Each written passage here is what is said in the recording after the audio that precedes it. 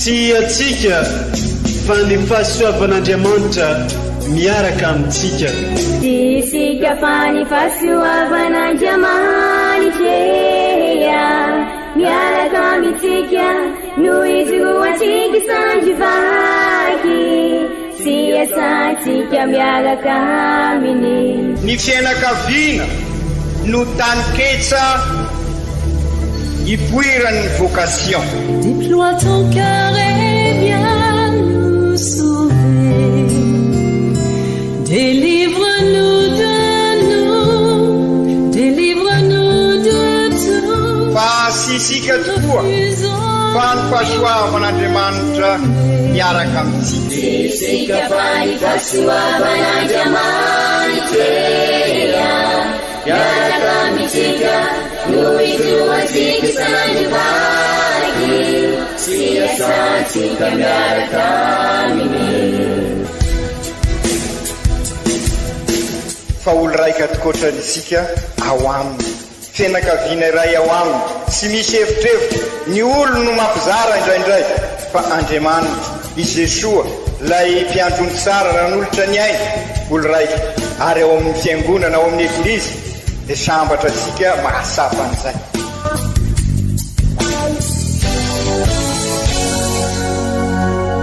Olo araiky atsika atambatry ny fanahy masina ka miray, olo araiky ao amin'ny Kristy. Fandaram-pampianarana iarahanao amin'ny son excellence Monseigneur Benjamin Marc Caramarson eto amin'ny radio Faniry.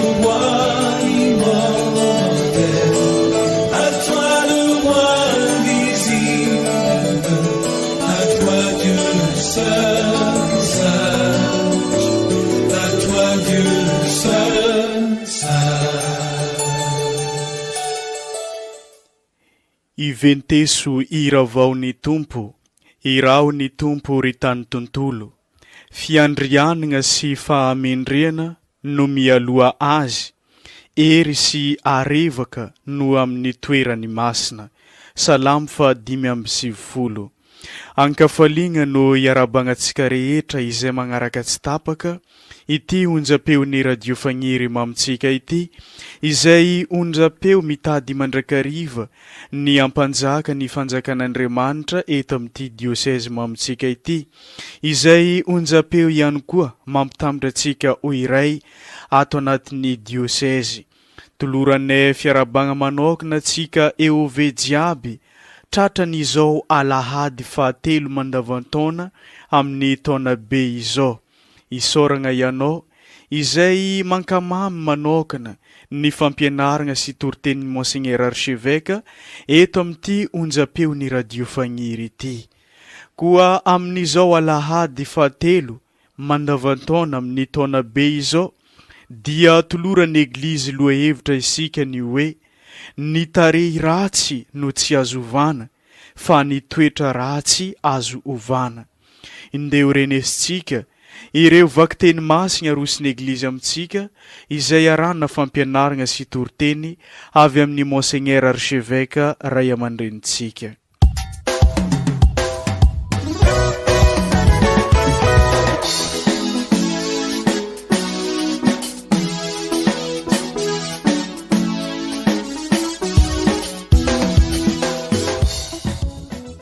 Boky Jonas mpaminany. Tamin'izany andro izany dia tonga tamin'i Jonasy ny tenin'ny tompo nanao hoe: mitsangana ianao mandehana mankany Niniva, tanàna lehibe, hitory aminy ny toriteny ho lazaiko aminao. De nitsangana i Jonasy ka nankany Niniva araka ny tenin'ny tompo. Ary Niniva dia tanàna lehibe teo anatrehan'Andriamanitra, fahalalan-kateloana. Nanomboka niditra tao anatin'ny tanàna lalana indray andro aloha i Jonasy, ka nitory izy nanao hoe: rehefa afaka 4 andro dia ho rava i Niniva.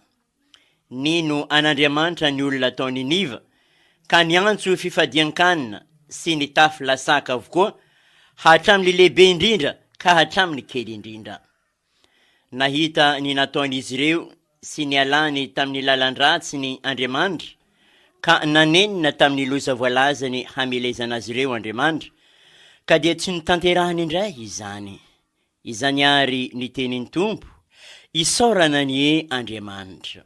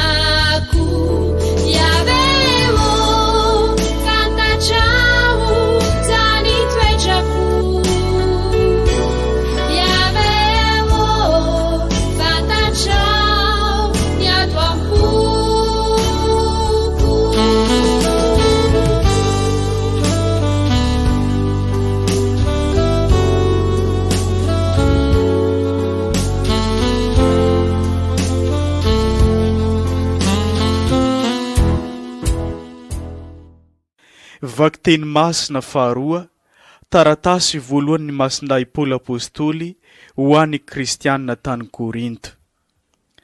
Ry kristianina havana, izao no hevitro, fohy ny andro, ka amin'izao sisa izao, aoka ny manambady ho toy ny tsy manana, ny mitomany ho toy ny tsy mitomany, ny mifaly ho toy ny tsy mifaly, ny mividy ho toy ny tsy manana, ny manararaotra izao tontolo izao ho toy ny tsy manararaotra, fa mandalo ny endriky izao tontolo izao. Izany ary ny tenin'ny Tompo, isaorana ny Andriamanitra.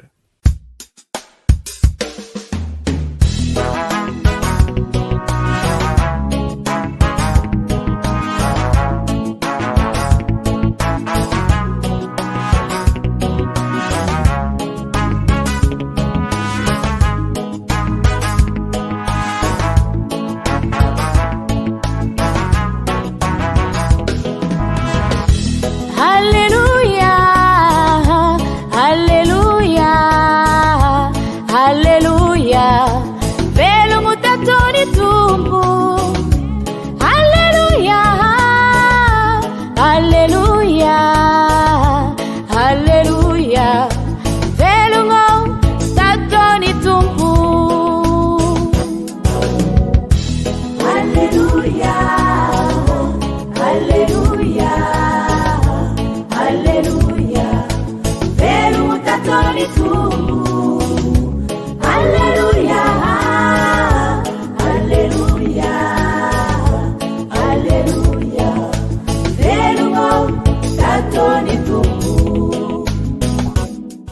Iombantsika mianakaviny ny tompo ho tanteraka tokoa ane izany. Evanjely masiny soratany masinday marika, voninahitra aneo anao ry tompo. Nalaigny tamin'ny toko voalohany. Tamin'ny izegny andro zegny, rehefa natao antragnomezigny i Joany, dia nankany Galilea Jesosy nitoro ny evanjely ny fanjakan'Andriamanitra ka nagnano hoe: tonga ny fotoagna ary efa ankaiky ny fanjakan'Andriamanitra. Mibebay anareo menoa ny evanjely. Nohony nandalo tegny amoron'ny ranomasin'ny Galilea izy, dia nahita any Simona sy Andre rahalahy nagnarato teo amin'ny ranomasiny, fô mpagnarato izy reo. Ary Jesosy taminy: andeha agnaraka ahy, fa ataoko mpagnarato ologno ianareo. Dia nandao niaratony niaraka tamin'izay izy ka nagnaraka azy. Nohony nanday kelikely izy, dia nahita any Jakoba zanaky Zebede sy Joany rahalainy, zay teo antsambo kely koa nagnamboatra niaratony. Dia niantso azy niaraka tamin'izay izy, ka nilozany izy mirahalahy teo antsambo kely i Zebede rainy sy ny mpikaramany, fa lasa nagnaraka an Jesosy izy. Izany ary ny tenin'ny tompo, deraneo anao ry Kristy.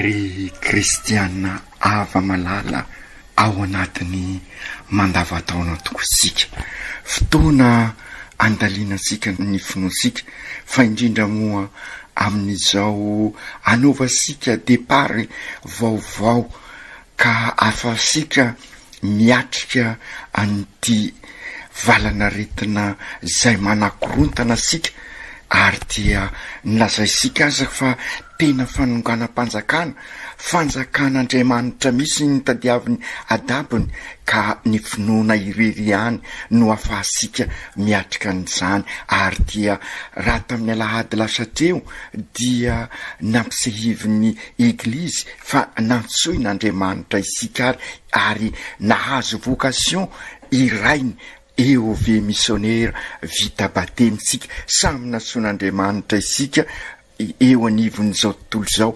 anambara any Kristy vaovao mahafaly, lay tonga miara-monina amintsika, ka raha izy no ampandrosotsika amin'ny fiainatsika, ka raha izy no raisitsika ho lalana fahamarinana ary fiainana, dia andresy an'ity arety mandoza ity sika, aresy an'izao fanonganam-panjakana tadiavin'ny lay rasy anjaka eto amin'ny ivon'izao tontolo izao. Ka izay indrindra ry kristiana havana, aokary ho raisika ho filamatra afatra pastoraly zay natolotra sika, ary nandresasika ny tenin'ny papa hoe na ho rendrika isika satria manaraka ny lojikan'izao tontolo izao, de sinona zay fa ny fitiavatena, ny fialonana, ny avinavina ampanjakan'ity ty arety mandoza ity, na ho tafita satria mifampisimbona mifanasoa mikasaka ny soa iombonana, ary nampian'ny papa azy tandremo fa so efa tara isika. Ary zay koa no mbola anapiny antsika amin'ny dinika rehetra maro isan-karazany, ary nahatonga azy aza nilaza fa mba hafahasika miatrika n'izao zava-mafy etresika zao, dia mila baba izao androsika izao izy, mila ray. Ka i masinday Josefa no natao ho modely amin'izany, ary sady ho mpivavaka satria ray mpiaro ny eglizy eran-tany, ary dia izay ihany koa no nanosika azy manomboka amin'ny 7 marsa ho avy izao ka hatramin'ny taona ho avy ho taona ny fianakaviana eglizy kely miara-mandinika ireo asina sy endriky ny fianakaviana zay tadiavina ho potehina amin'izao fotoana izao, ary any misy no tadiavina ho rendrika ka izay no mahatonga ny papa ampandinika sika ny asin'izay fianakaviana zay mba ho fianakaviana misy an'Andriamanitra tokoa isika satria noarian'Andriamanitra hitovy endrika amintsika ary hitovizasika endrika aminy izay fivelaran'ny fiainam-pianakaviana izay ka amin'izao alahady fahatelo mandavataona izao ary dia antitra teriny ireo vaky teny telo fa fotoana tsara sady vaninandro mitondra fahasoavana avy amin'Andriamanitra izao andro izao mba hiavozasika sy ialasika amin'ny toetra rasy araky ny fitenin-drazasika hoe ny tare rasy ny soazovana na ny tare azy amin'izao no ny fahaizan'ny olombelona zay le mahay mikolokolo zay dia afaka mifanasoa hitatsika zany na ireo sarotra miteny no ny lela sy amin'ny toerana tsara na noho ny molotra sy amin'ny toerana tsara dia noho ny vokatra ny fahaizana mikolokolo zay le lazain'ny papa io tontolo mahay mikolokolo sy mikarakara dia miova aza ny tare rasy ary ka ny toetra rasy ary dia mazava ho azy azovana satria sitraposika ny ireny toetra ireny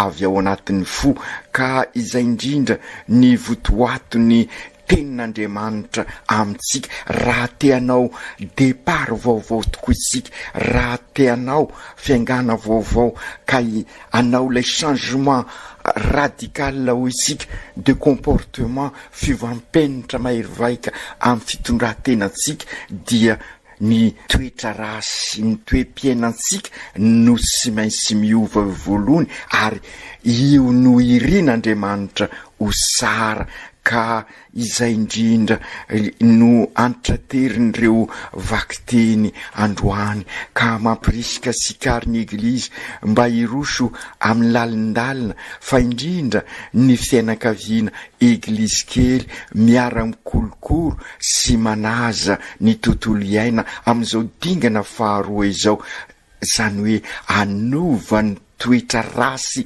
manapotika ny tontolo iainana manapotika ny zavaboary ary isika ihany no malala fa noho izay toetra sy fitondran-tena tsy mety ataotsika izay dia mandrora misy lanitsika sy ho isy ny fifandraisana fanapotehina isony fa fifandraisana mitondra amin'ny fikolokoloana araky ny afatra ny papa tamin'ny 1er janvier teo culture de soins no ivelomasika ezahasika ary dio raha teo moa no vocation sika hatramin'ny voalohany ary raha nahary asika tokoa Andriamanitra dia nametraka asika tao amin'ny Sany Edena nanolotra lay fanomezana sarobidy ity tranobe ombonana ity mba hikarakara hiambina hikolokolo an'ity tranobe ombonana ity indrisanefa no ny etraketraka sika olombelona noho ny fankatoava sika n'ilay rasy ary mbola hitady anao an'izany lay rasy amin'izao fotoana izao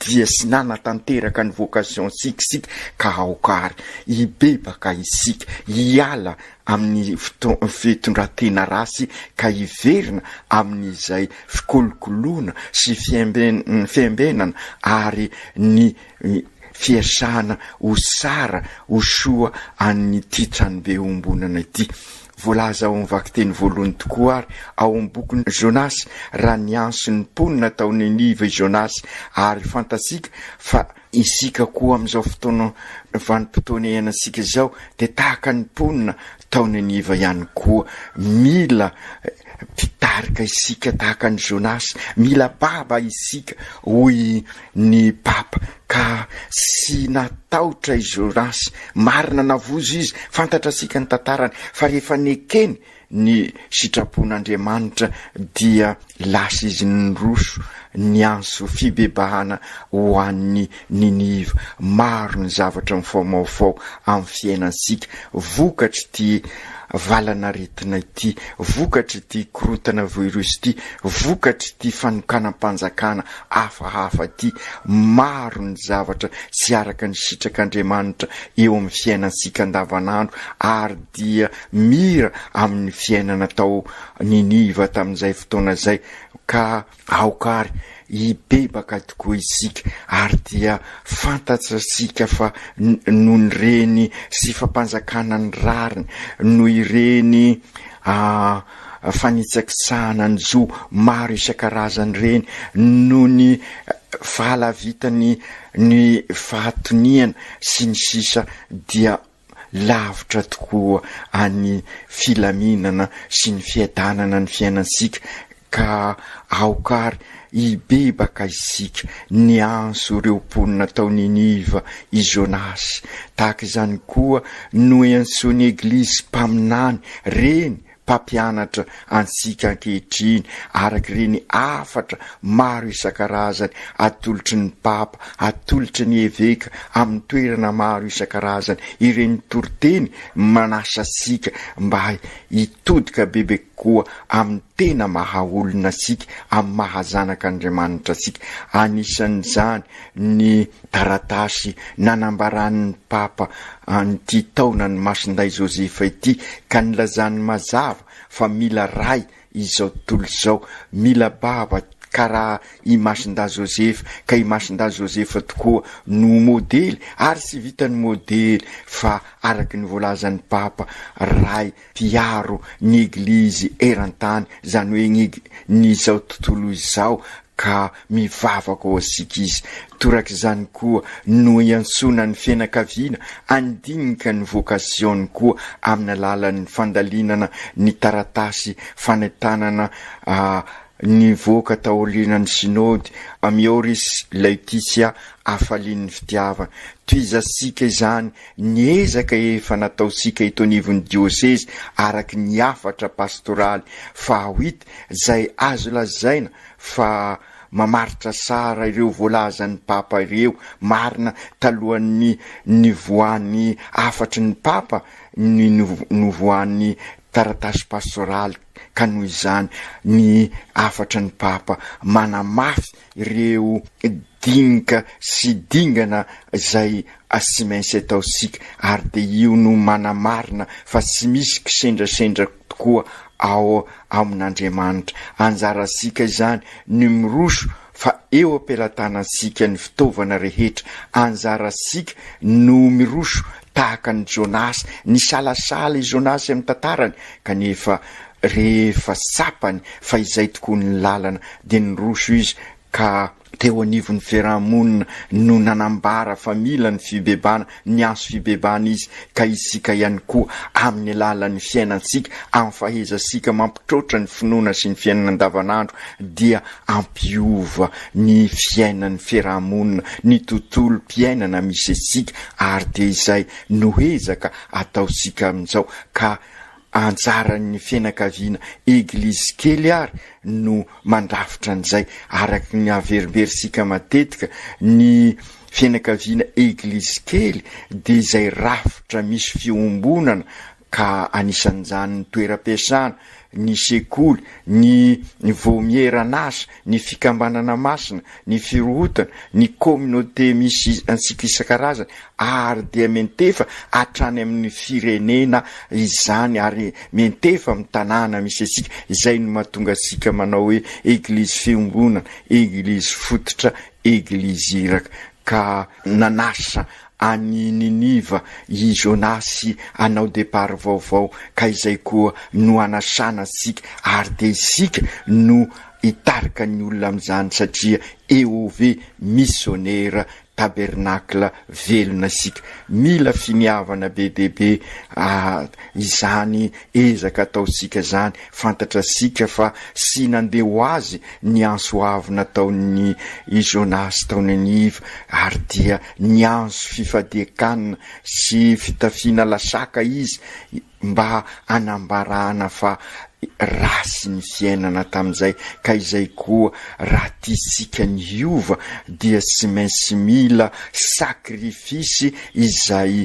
ezaka ataosika izay maro ny tsy mety amin'ny fiainan'ny firenena resana matetika tatoato fa lasa Andriamanitra ny vola kapotika ny fifandraisana satria ny vola natao filamatra amin'ny fifandraisana ka ary fantatra sika nefa fa ny vola sy avy ahitana an'izao rehetra zao naverimberisika matetika izay hoe ny vola azo vidianana fanafody fa sy manafaka ny aretina fa ny diplôma azo vidim-bola fa ny fahaizana sy azo vidim-bola ho isika, ny fandrina azo vidim-bola fa ny toromaso sy azo vidim-bola. Ka noho izany ny loharano sy ny fototra dia nilay Andriamanitra nahary isika ihany. Ka izay indrindra aoka isika iverina amin'ny tena izy eo amin'ny fiainantsika, aoka sy ny lôjika n'izao tontolo zao no anjaka amintsika. Tanteraka izany raha mampanjaka ny firaisan-kina, ny fifampisinginana isika, ary ilaina dia ilaina ny fantoniana mba hahafahana miroso amin'izay fiombonana izay. Ilaina ny apezima ho isika mba ialana amin'ny fifanenjena ka ametrahana n'io vola io loatra ho filamatra ho isika. Ka ingany hosolovin'ny fanahy masina isika amin'izao fanombohan'ny taona zao, ka ibebaka tokoa tahaka ny tany Niniva iavao ka ifanasoa ikasaka ny fiombonana. Voanso ibebaka isika rehetra, ary te izay no antitraterin'i Jesoa ao amin'ny evanjely androany. I Joany Batista niazo fibebahana, tonga ny fotoana ary efa akaiky ny fanjakan'Andriamanitra mibeba ianareo ary minoa ny evanjely.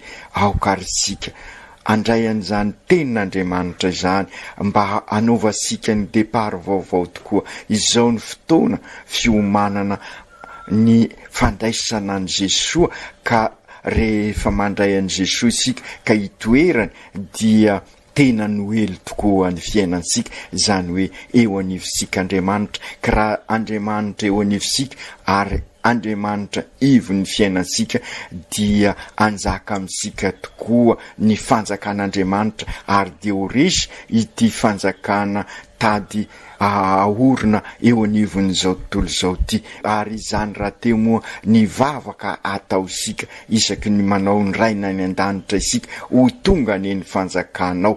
Ny fanjakan'Andriamanitra sy mainsy tonga, fa asika ny sy mainsy mampanjaka azy eo amin'ny fiainansika. De rehefa manjaka eo amin'ny fiainansika izy dia tanteraka tokoa izay fatongavany eo amintsika zay, ka amin'izay dia zary lanitra ny fiainansika. Ary zay ny ambaran'ny vakiteny voalohany, ary izay ihany koa notoriny ao amin'ny evanjely vonrenesika teo, zay manambara fa eo anivosika tokoa i Jesoa tamin'izay fotoana izay dia tany an-tranomaizina izy hoany, ary nanomboka nitory i Jesoa, izany hoe manambara fa anjarasika no mivelona ny afatry masindazo hoany amin'ny fandraisasika an' Jesoa. Ka raha mandray an' Jesoa sika de tonga eo anivosika tokoa ny fanjakan'Andriamanitra. Mitaky fibebahana marina tokoa izao andro sika izao, mitaky fivampenitra mahery vaika ho isika amin'ny fitondratena sika, mba ho fitondratena mifanaraka amin'izay sitrak'Andriamanitra izay no ny fiainansika. Ary zay no ambara ny afatra pastoraly fa 8, ary anoizasika araky io afatra io ny famenona ny sajoa 9 saota araky ny afatry masin'ny Maria, raha tamin'ny mpianana ny hoe atovy izay rehetra lazainy aminareo. Ary de zay no manambara fa mibebaka tokoa isika raha mameno an'ireo sajoa 9 eo amin'ny fiainansika andavanandro. Raha tisika hitoetra ao amintsika tokoa i Jesoa dia ilaina ny fanetretena ambarany ny Jesoa ao amin'ny evanjely, ka iantsoiny an'ireo mpianatra zay mpanarato olona, sy mitady fahaizana ny fanjakan'Andriamanitra, sy hoe sy mitady fahaizana fa sy hoe mitady olona vonina na manampahaizana izy na sy manampahaizana izy, na manakarena izy na sy manakarena izy. Ny tadiavan'Andriamanitra dia tahaka ny nataony tamin'ny ireo mpianatra teny amin'ny sisiny ranomasiny Galilea ka nensoiny anaraka azy. Ny fanarahana an Jesoa no ahatonga sika ho iombona anjara aminy ka ahatonga sika ho misionera, izany hoe ho mpanarato olona, sy hoe mpanarato anao fandrika sanatria fa anarato hitondra azy ireo amin'ny Jesoa ka azahoany ny fiainana miombona amin'ny Jesoa, ary de ilaina izany amin'izao fotoana izao. Mianso an'ireo apôstôly Jesoa, mianso asika koa izy ary mba ho mpanarato olona isika, izany hoe zary misionera eo anivon'ny mpiarabelona, izany hoe ho tabernakla velona ho isika, ka isika amin'izao fotoana izao no Kristy mpiarabelona amin'olona, manambara ny fanjakan'Andriamanitra eo anivon'ny n'izao tontolo izao. Raha mifikitra amin'ny Jesoa tokoa isika de lasa mpanaratolona, lasa misionera, satria ny fiainansika zary fiainana ny Kristy, ary zay ny dikany hoe kristianina, fiainana manahaka an'i Kristy. Ka zay fiainana manahaka an'i Kristy zay no mahasarika olona, araky ny lazaisika matetika hoe ny teny manaitra fa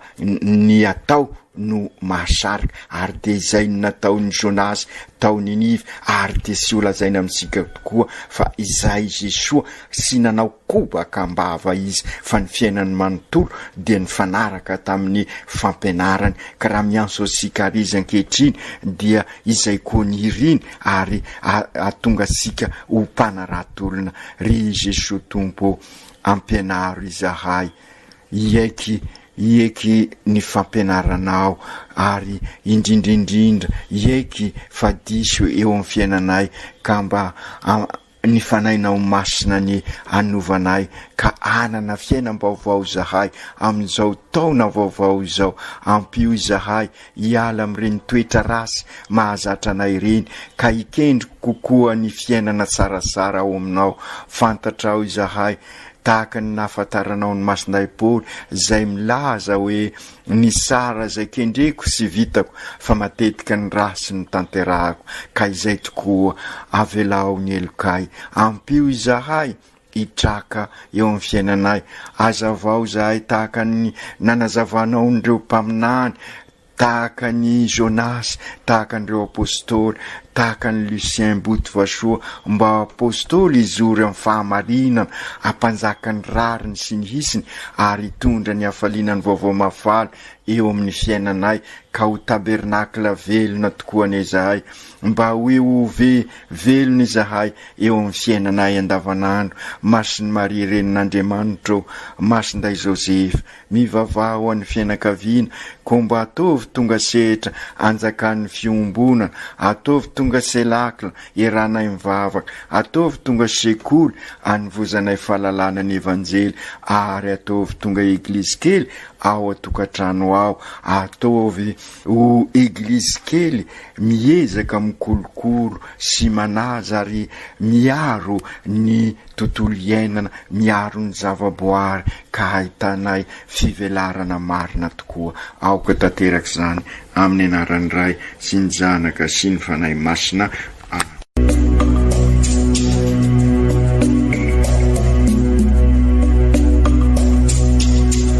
Tsy atsika fa ny fahasoavan'Andriamanitra miaraka amintsika. Isika fa ny fahasoavan'Andriamanitra miaraka amintsika, no izoatsika sandrivaky, sy asantsika miaraka aminy. Ny fianakaviana no taniketsa ipoiran'ny vocation. Déploie ton cœur et viens nous sauver. Délivre-nous de tout. Fa sisika tokoa fa ny fahasoavan'Andriamanitra miaraka amintsika. Sisika fa ny fahasoavan'Andriamanitra miaraka amintsika, no izoatsika sandrivaky, sy siasantsika miaraka aminy. Fa olo raika tokoatrantsika ao aminy, fianakaviana iray ao aminy, tsy misy hevitrevitra. Ny olo no mampizara indraindray, fa Andriamanitra i Jesoa lay mpiandrony tsara nanolotra ny aina, olo raika. Ary ao amin'ny fiangonana, ao amin'ny eglizy, dia sambatra atsika mahasapa an'izay.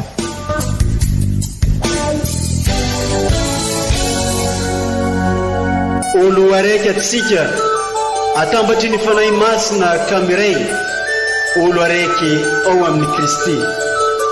Fandaram-pampianarana iarahana amin'ny son excellence Monseigneur Benjamin Marc Caramarson eto amin'ny radio Faniro. À toi le roi invisible, à toi Dieu seul.